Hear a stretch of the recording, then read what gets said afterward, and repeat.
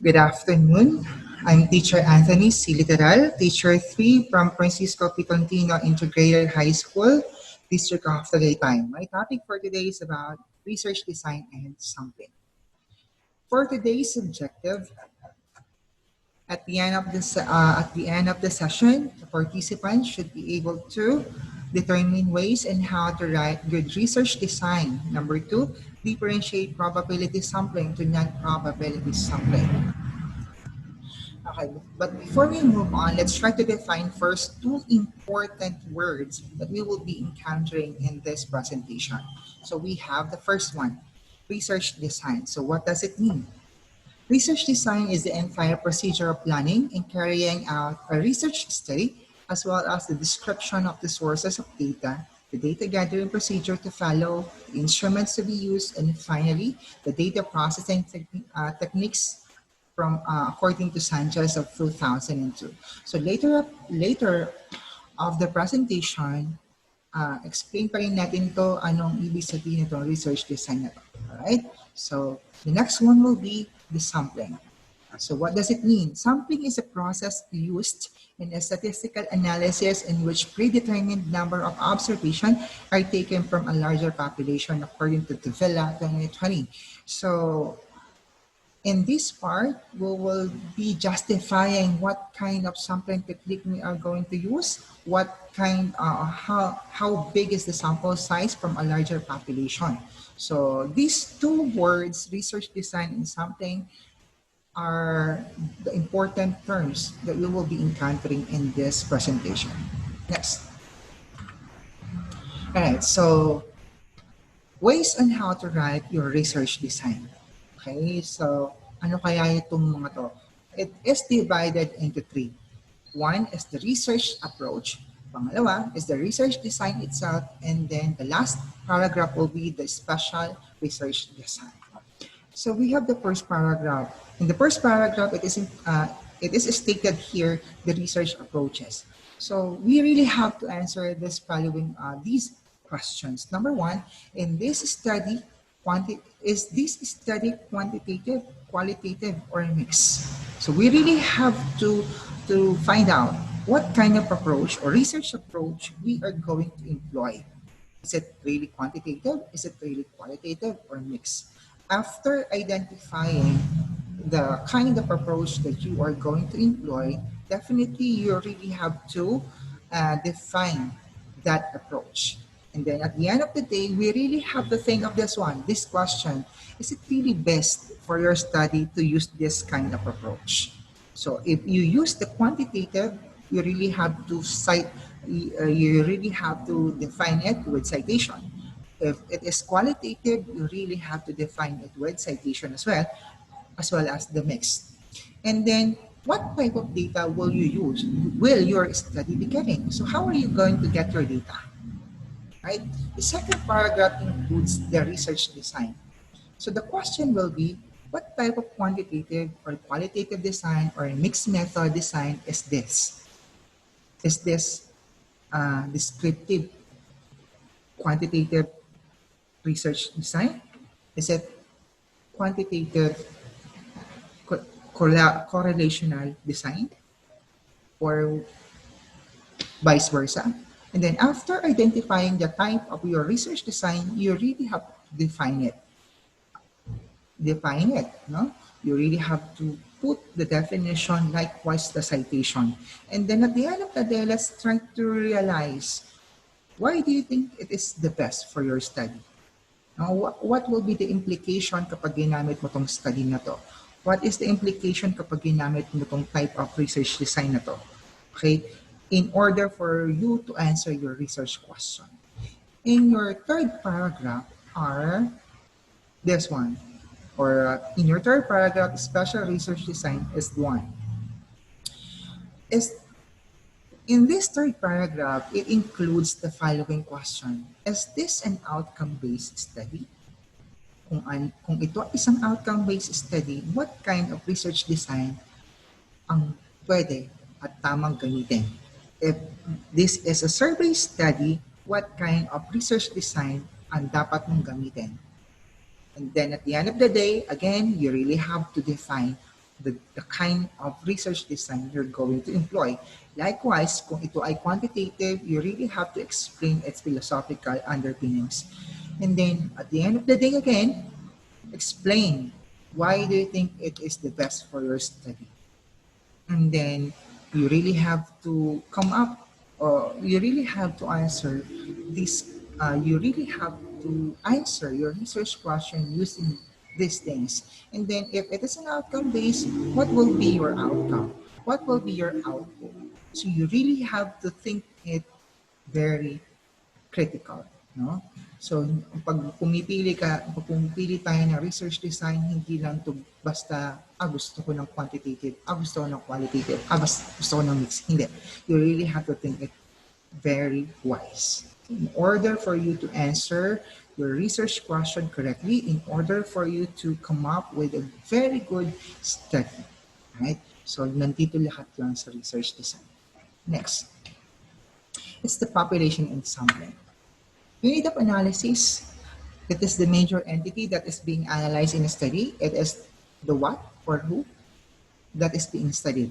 So unit of analysis is also known as participants, no? So itong participants na to, itong unit of analysis na to will identify anong class, ito ba ay individual, ito ba ay group, ito ba ay social organization, o ito ba ay social artifact, wherein itong mga to, itong unit of analysis na to, yung tutulong sa atin to answer your research questions. Alright, so ways in how to write your population sampling. In your first paragraph, definitely you really have to identify your participants. Who are the potential participants of the study? Maybe kung ito ay tungkol sa teaching and learning, definitely ito ay maaaring estudyante, maaaring ito ay teacher, maaaring ito ay school head, or whatever. No? So you really have to identify specifically sino yung iyong magiging participants. How many is the total population? How big is the population? Kung ito ay 1,000, you really have to get sample size. And later of the presentation, tuturuan ko kayo on how to get the sample size as easy as possible. And then lastly, justify the criteria. And the next paragraph is the sampling.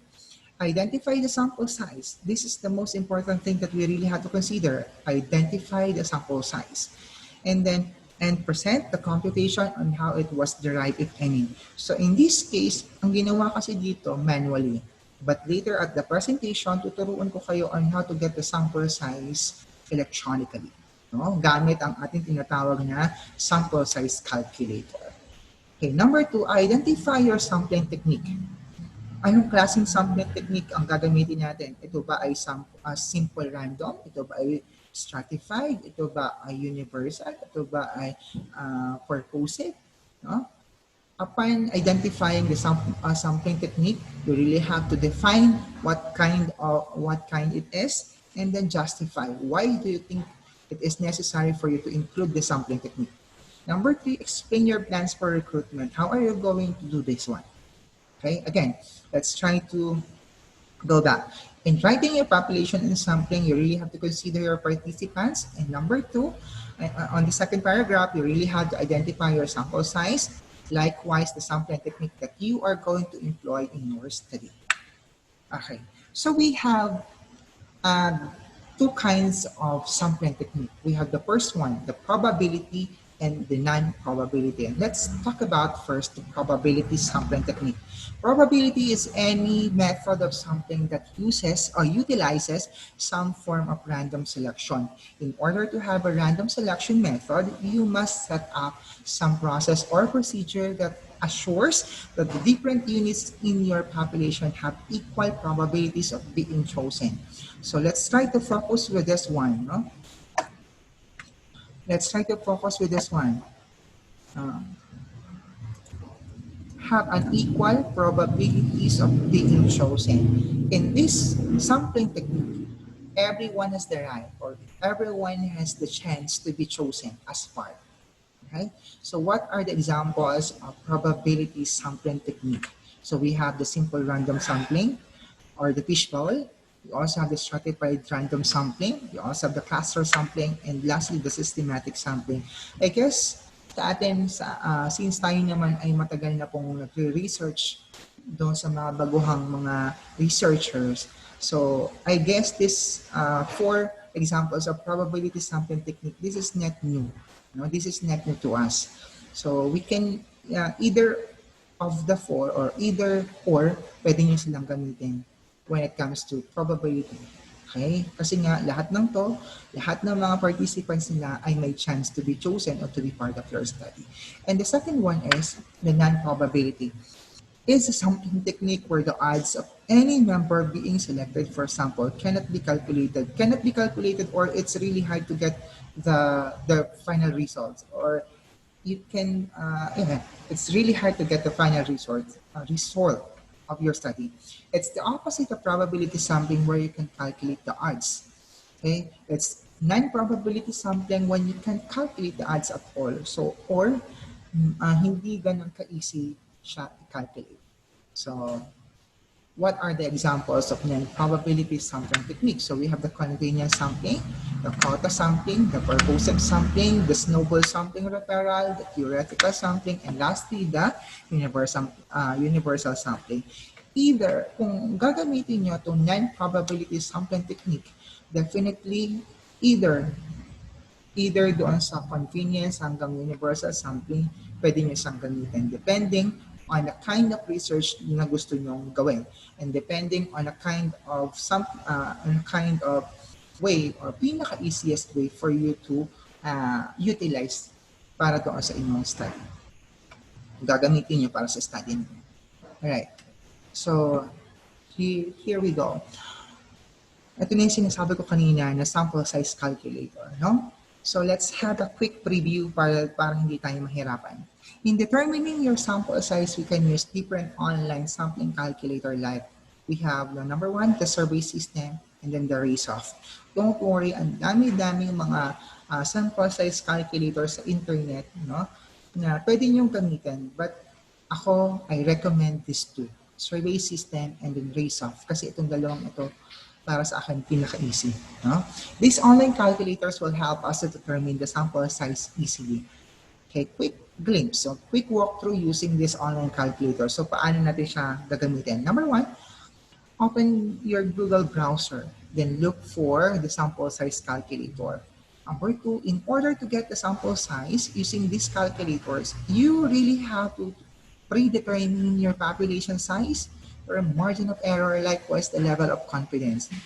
Take note of the word predetermine. So, ibig sabihin, bago natin ito gamitin sample size calculator na to, alam na natin yung population size. Alam na natin yung margin of error. Likewise, kung anong klaseng level of confidence ang gagamitin niyo. Okay, para lagay na lang tayo ng lagay. And number three, after determining the population size, margin of error, and level of confidence, you can easily get the sample size by calculating it electronically. Now, papakita ko sa inyo ngayon, i-demo ko sa inyo kung paano siya ginagamit.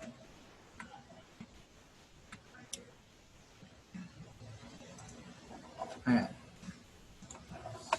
Okay. So, naka-open na naman siya sa akin. Tulad ng sinabi ko, open nyo lang yung browser ninyo and then key in sample size calculator. Okay, so lalabas na itong dalawang to, si RASOF and then si survey system. Okay, so gamitin muna natin itong si RASOF. Sabi dito, ang margin of error habang siya ay tumataas yung percentage. Habang tumataas ang kanyang percentage, lumiliit na lumiliit yung kanyang sample size. Right? Pero kung ang margin of error mo ay below 5%, definitely ang sample size mo ay tataas din. No?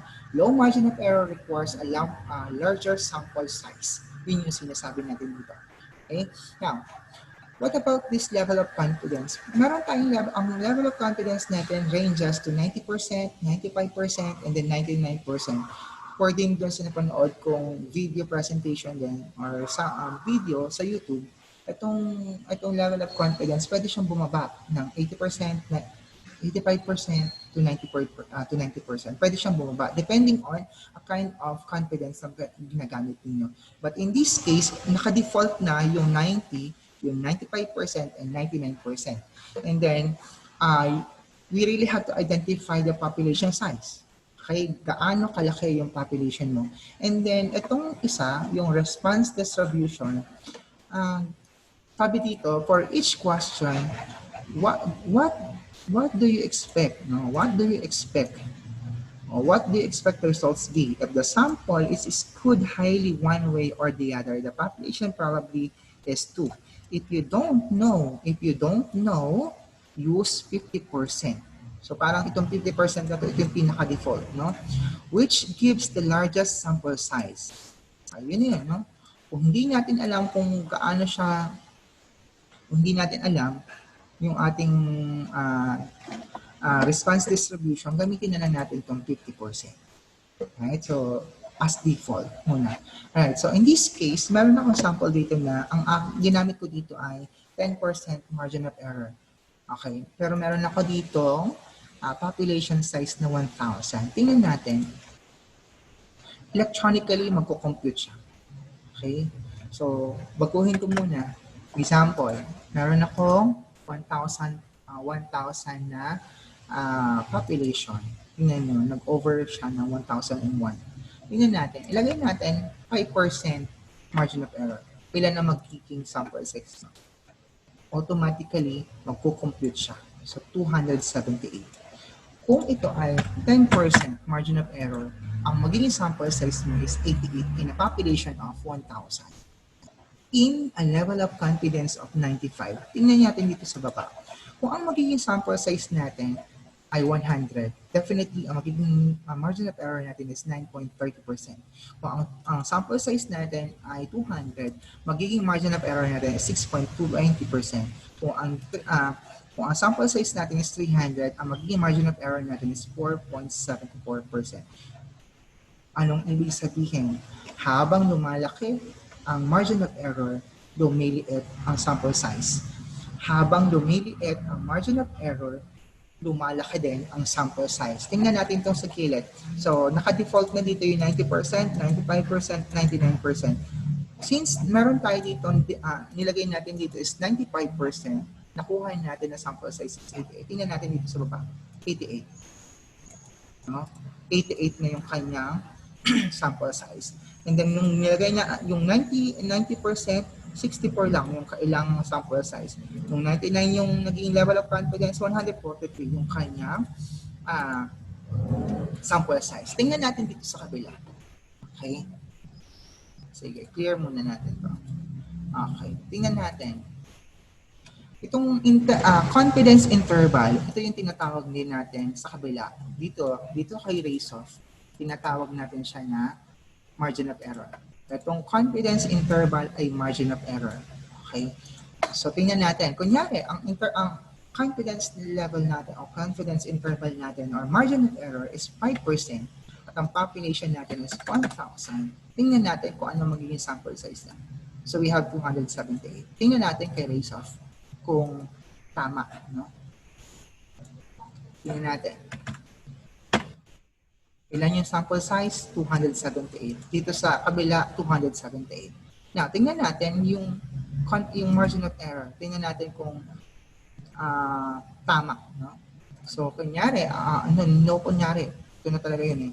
So, ilagay natin dito, 278. Check lang natin kung tama yung ating interval. Okay? Population is 1,000. And then, ang percentage natin ay yung default. Ito, yung 50% distribution. Okay, sabihin na natin na 50%. Calculate natin. Parehas ba yung margin of error? Yes po, parehas po siya. Whether gamitin nyo po itong sample size calculator ni Raysoff and whether gamitin nyo po itong sample size ng survey system, either of the two, parehas lang po yung kanyang ibinibigay na result. Dito kay Raysoff kasi, hindi mo na kailangan pang ilagay yung data. Ang babaguhin mo lang dito ay yung population, and then yung margin of error, and then automatically i-compute na niya. Okay, ganito lang po kadali kay Raysoff. So, paano natin siya i-interpret? o paano natin ilalagay yung, paano natin siya ilalagay into sa ating paper. Okay, ganito lang po siya. Okay, so since we have here 88, saan ba siya? Sige, sabihin natin na 278. Okay, yung sample size natin is 278. Naglagay na po ako dito kanina ng sample. Okay, so magiging 278. A total of 278 or 278 participants will be utilized to the study. Sample size was calculated using RASOF or survey